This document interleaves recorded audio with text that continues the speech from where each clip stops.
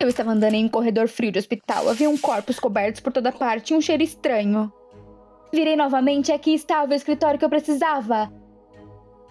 Entrei, acenei para o médico-chefe e coloquei com confiança um envelope com o dinheiro na mesa. Com isso, ele sorriu e me entregou um pacote de certidões de óbitos e adoções.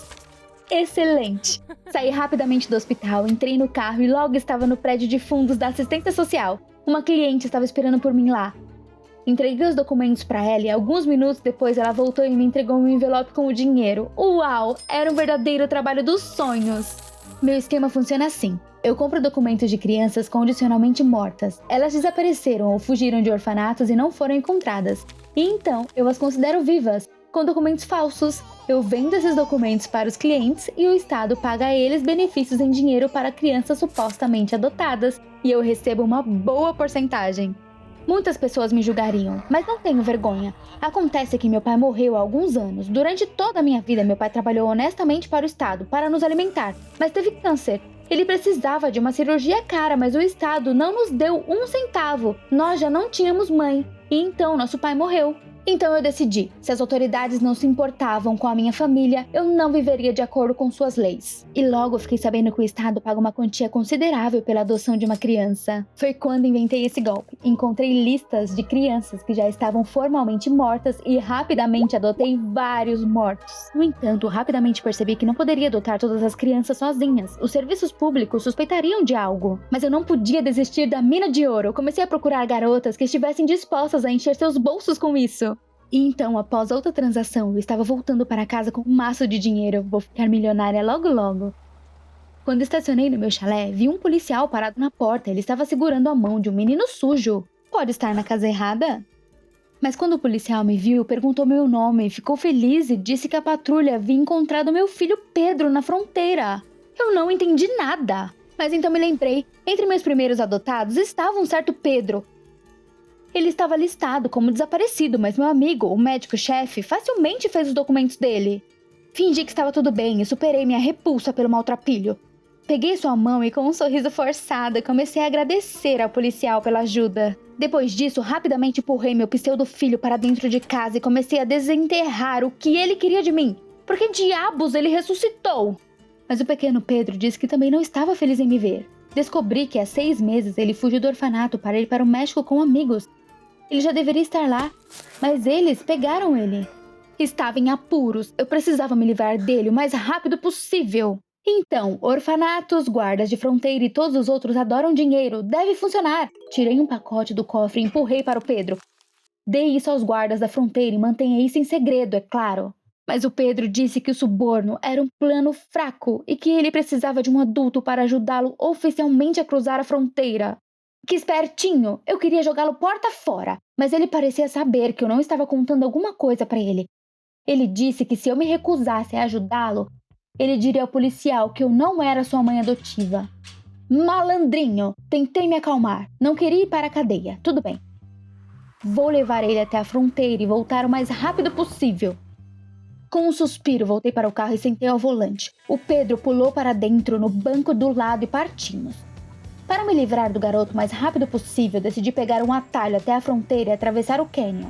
O Pedro não disse uma palavra durante todo o caminho. Fiquei surpresa. Crianças poderiam ser tão calmas? Eu também fiquei em silêncio sobre o que eu deveria falar com uma criança. E então, quando estávamos passando pelo cânion, ouvi um barulho estranho e o carro começou a tremer.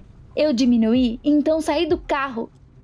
Droga, a roda direita estava quebrada. Queria chamar um guincho, mas não tinha sinal. Porcaria de cânion! Mas tinha que ter uma cidade à frente. Saímos do carro e andamos pela rodovia. O Pedro queria me consolar, mas eu disse a ele para calar a boca. Era tudo culpa dele. Depois de uma hora, eu estava terrivelmente cansada. Meu corpo doía e eu estava morrendo de sede. Já era fim de tarde quando chegamos a uma cidadezinha miserável que mais parecia uma vila. Eu torcia para que houvesse um lugar para passar a noite. Eu disse ao Pedro que pagaria nosso quarto de hotel. E pela manhã iríamos para a fronteira no primeiro ônibus. Comecei a procurar minha carteira, mas então percebi que a deixei no carro. Isso foi a gota d'água. Onde iríamos dormir agora? Eu não tinha mais forças, então me sentei no chão e comecei a chorar. O Pedro me chamou de covarde e foi até a casa mais próxima pedir um lugar para dormir. Deus, que humilhante! Eu não vou ser uma mendiga. Mas já estava escuro e eu estava ficando com frio. Tive que deixar meu orgulho de lado e ir atrás do Pedro. Batemos em todas as casas e finalmente tivemos sorte. Uma senhora nos deixou passar a noite em sua cabana. E como a cabana era miserável, paredes gastas ao nosso redor e não havia nem mesmo uma cama no quarto. Isso era exatamente como quando eu era criança. Meu pai trabalhou muito para nos sustentar, mas ainda morávamos em um barraco podre. Deitei no chão, mas não conseguia dormir. O Pedro olhou para mim enquanto eu me virava, e então ele saiu. Ei, onde você está indo, garoto?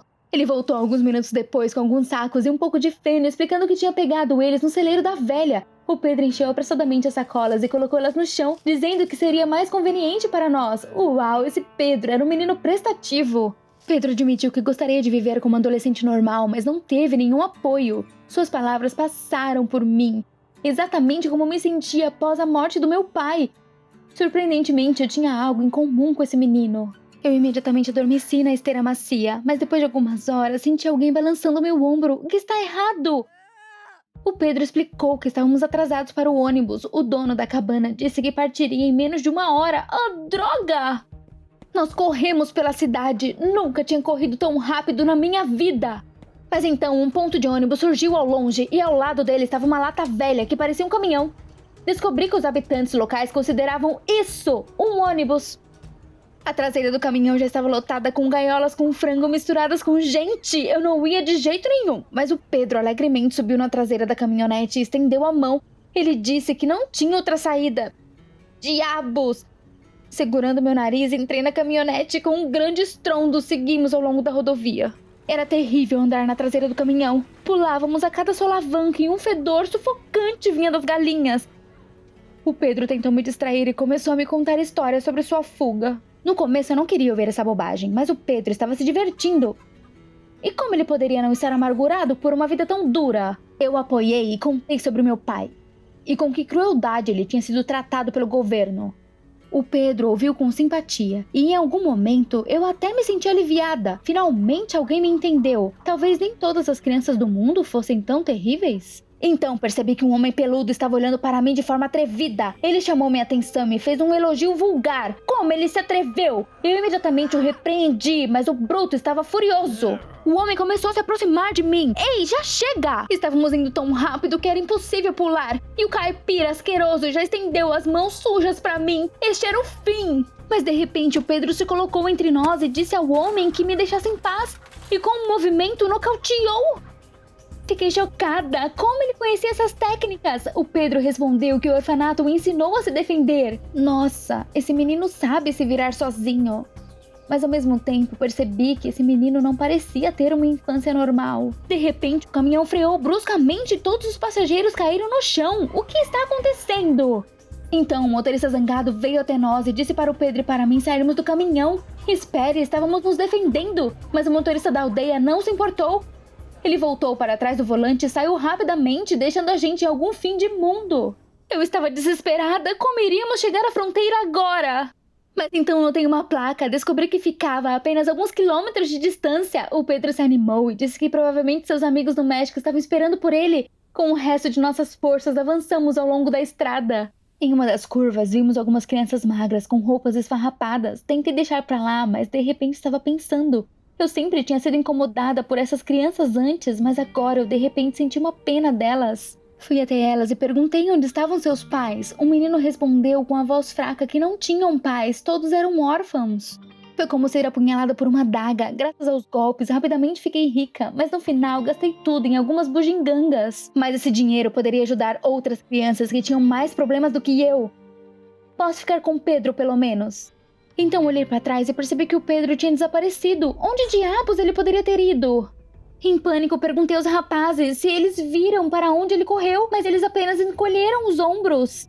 Continuei correndo, tentando descobrir com os pedestres ocasionais se eles tinham visto Pedro. E de repente um local lembrou que tinha visto um menino sendo capturado por homens grandes da gangue local. Deus, pode ser o Pedro! Ele apontou para uma cabana abandonada no fundo do cânion, o covil da gangue. Muito provavelmente ele foi arrastado para lá. Antes de terminar de ouvir, corri pra lá e corri ao redor do barraco por todos os lados. Em uma das janelas eu vi o Pedro. Ele já estava sendo abordado por alguns tipos musculosos com bastões. Ah, droga! Eu hesitei. Eu não precisava arriscar minha vida pelo Pedro, porque ele não era meu filho. Mas ele tinha feito muito por mim e agora ele estava com problemas. Por que eu estava esperando? Tinha que agir rápido! Em uma corrida desesperada, pulei pela janela e empurrei um dos grandalhões que estavam na entrada. Corre, Pedro!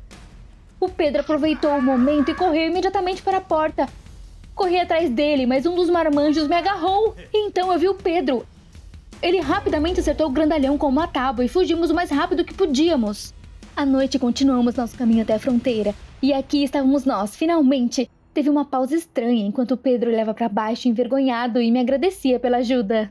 E de repente eu percebi que não queria acabar. Eu tinha ficado muito apegada ao Pedro durante esse tempo. Eu o abracei com ternura e comecei a chorar. Havíamos passado por tanta coisa juntos. Pedro parecia quase estar chorando também. Mas nós dois sabíamos que qualquer jornada sempre termina. Eu assisti o Pedro ir até que ele estivesse fora de vista. Eu esperava que tudo ficasse bem para ele e ele definitivamente fosse feliz. Era hora de eu voltar para a minha vida, e eu pensei que sabia como mudar isso agora. Cheguei em casa em segurança. Havia muito dinheiro no cofre, mas eu não estava mais feliz com isso. Eu me senti mais sozinha do que nunca. De repente, alguém tocou a campainha. Poderia ser o Pedro. Eu pensei, de repente, e fiquei contente com esse pensamento e corri para a porta. Mas era apenas um entregador. E então tive uma ideia. E se eu adotasse uma criança? Só que dessa vez eles estivessem bem vivos. Você gostou desse vídeo? Então se inscreva, deixe seu like e apoie o canal. Obrigada!